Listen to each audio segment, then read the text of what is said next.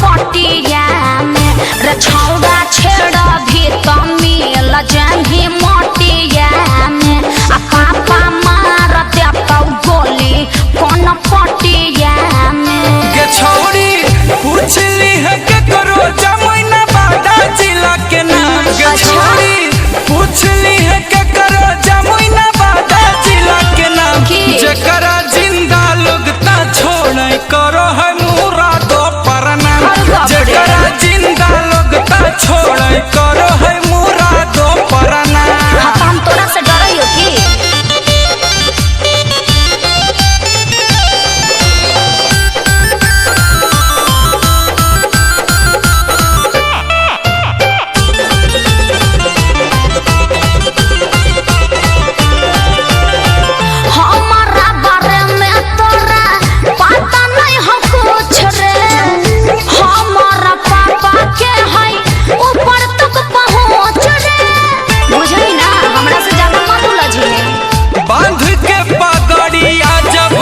निकलो है घर से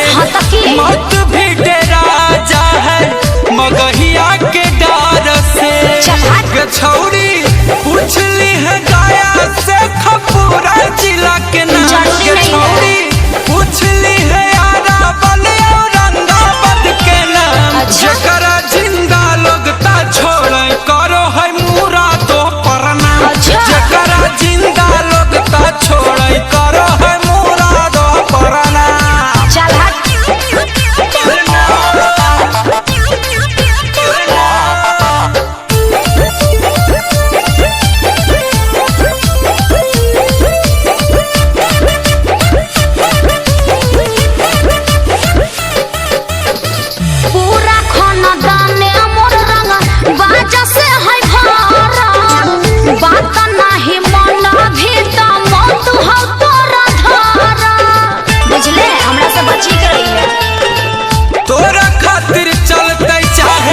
जितना गोली बम गे